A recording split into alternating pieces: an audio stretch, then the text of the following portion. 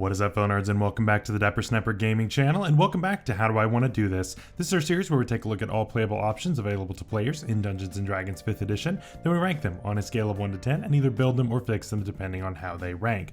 Now today we begin our talks on the Great Old One Warlock, the one that looks to the space for all of the alien powers that are beyond, and is it worth it? I don't know, but we'll have to see today as we compare it to the other subclasses. Before we jump into it, make sure to leave a like on the video, subscribe if you haven't already. Also, make sure to share the video with your friends, and of course, click the bell so you're notified when new videos are uploaded. So what is a Great Old One Warlock? This is a weird patron, deity, whatever it is. The most common thing that we think of when we think of what this patron could be is a mind flayer, right? That alien type of thing.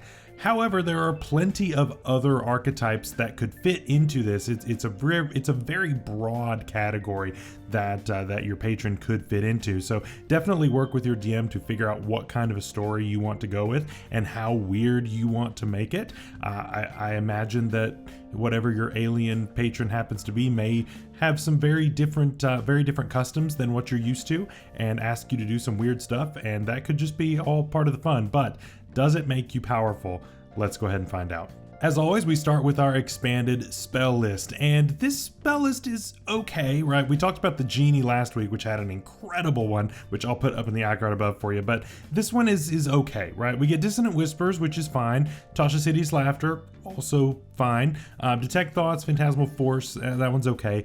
Clairvoyance and Sending are good, I guess, but I don't know if I want to spend a slot on a Warlock to get those. Dominate Beast, that one's good. Ivard's Black Tentacles, it is a good spell, but I don't know that I would necessarily choose it over Hunger of Hadar. They kind of compete, at least the way that I see it. And then Dominate Person and Telekinesis. So it's mixed, right? I would say that generally this is a positive list. I would say I like more of them than I don't like. But honestly, that third level is kind of a dead level for me, because if I'm going to grab Clairvoyance or Sending, I want it to be on a character that has enough slots and can use a lot of spells, and I don't think I would want to use a spell slot on Sending. I would much rather use something that gets me a lot more value out of it. And you know, obviously Sending can be valuable if you contact the right person, but your cleric could just as easily do that multiple times per day if it came down to that, depending on your level. So I would much rather delegate that to someone else and not take that on my list. And so we start adding up kind of what I do and don't like here. And honestly, I think this comes out to a 6 out of 10. I think I like 6 out of 10 of them, just over half, but I don't think that I could really make a huge argument for all of them in this case. Also at level 1, we get Awakened Mind, and this allows us to speak to other creatures in their minds, which is kind of cool. So with this, we can choose any creature that is within 30 feet of us and just speak to them telepathically, which is pretty cool. We do not have to actually share a language with that creature for it to understand us, but it does have to understand at least one language. This is incredibly versatile, actually, because it doesn't have to even be a willing creature. It can just be any creature that is somewhat nearby. We can start talking to them. And to me, that's pretty useful, right? I don't think that I would ever want to take something like this away. Now, the only issue is that this is a one-way communication.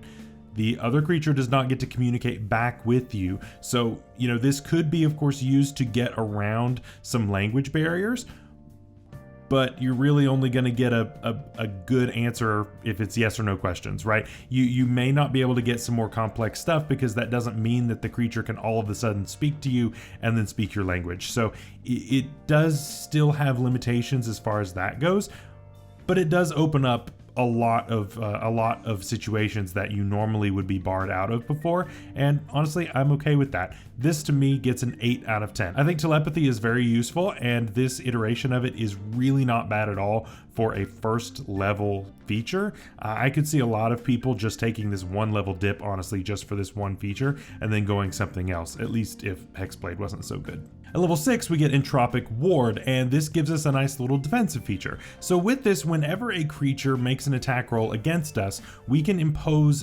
disadvantage on that attack roll at the cost of our reaction. If the creature then misses, our next attack against that creature now has advantage as long as we make it by the end of our next turn. We can only do this once per rest.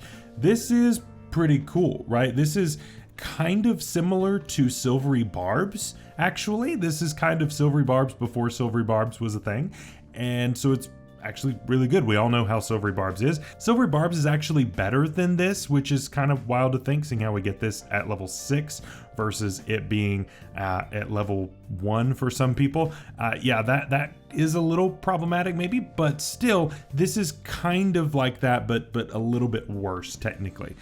Either way, I still like this feature. It's still very good. I'm gonna give this an 8 out of 10 as well. I think it's nice. I don't think it's a bad feature at all, but it is obviously a little bit more limited than the Silvery Barb spell. So for that reason, I can't quite give it much higher. At level 10, we get Thought Shield, and this comes with 2 features baked into one. Number 1, we cannot have our thoughts read, or we cannot have any kind of telepathy going on with us, at least unless we want it to happen.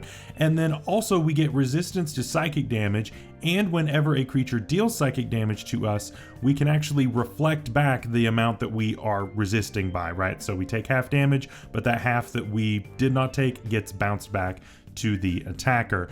This is interesting. I like that we can block the telepathic intrusions, right? I think that's nice. How often are we taking psychic damage? Not much, unless you're dealing with mind flayers. So that's a little bit more situational to me. I don't know that we're gonna run into that every day unless you are, you know, in the intro of Baldur's Gate 3, right? But I don't think that we're going to see as much use out of that as we would with something like bludgeoning, piercing, slashing, maybe fire, things like that. But it is what it is. Ultimately, the blocking telepathy is nice, but I don't think that I can go above a 6 out of 10 on this one. It's fine, but I don't think it's anywhere near as applicable, at least in a broad sense, than some of the other features we've gotten so far. At level 14, we get Create Thrall, and this allows us to make a new friend. Sort of. So with this, whenever we get to a creature that is incapacitated, we can use our action to charm that creature. Now this creature is going to stay charmed unless a remove cursed spell is cast on it. The charm condition is removed by a restoration spell or some other means, or we use the feature on something else. We can then communicate telepathically with that creature as long as we are both on the same plane of existence.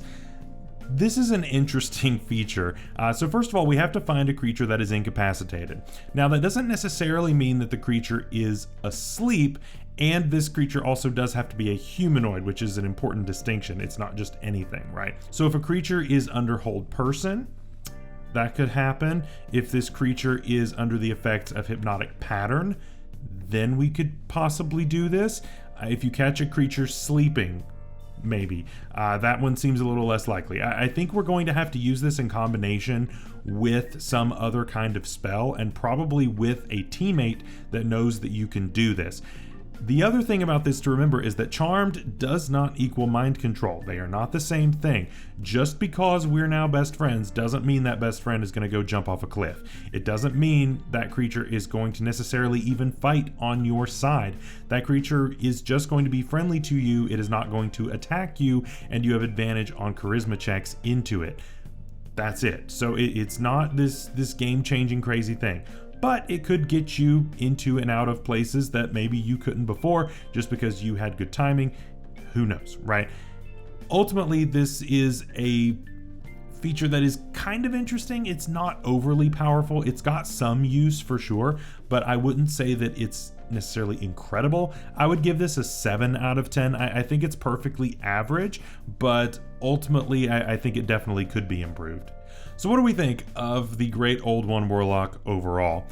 This is an interesting one that I think starts off pretty strong, at least with features wise. The spell list is okay, but the features really start off okay, and then they just kind of get worse and worse as time goes on, right? This seems like one that I would dip into and then go elsewhere, because I just feel like the Thought Shield is a little too situational, and Create Thrall, it's a little restrictive in how you charm the creature. So, you know, your reward for getting in this situation is a lack of a saving throw, right? but it can be very difficult. You're definitely not going to get this against the BBEG. You're going to have to be really, really creative in who you target for this and how you target that creature, unless you're working with an ally with something like Hypnotic Pattern or something that is an instant kind of incapacitate kind of thing. Either way, I think that this is a decent subclass. I don't think that it's OP at all. And when I look back at some of the other subclasses that I have looked at so far, to me, it ranks pretty solidly at a 7 out of 10. I know that it started off pretty good, but honestly, I think the overall feeling on this is that it's fine. It's okay. I don't think it needs to be necessarily redone. A 7 is a passing grade around here, but I do think that it is a little more on the mediocre side when compared to the other options. So what do you think of my ranking? Let me know down below. Was I too harsh on it? Was I a little too easy on it? Should it have failed? I don't know. Let me know down below. Later on this week, we are going to be building one together, and I'm very much looking forward to that. So until next time, stay safe out there, stay healthy. We'll see you later. Bye-bye.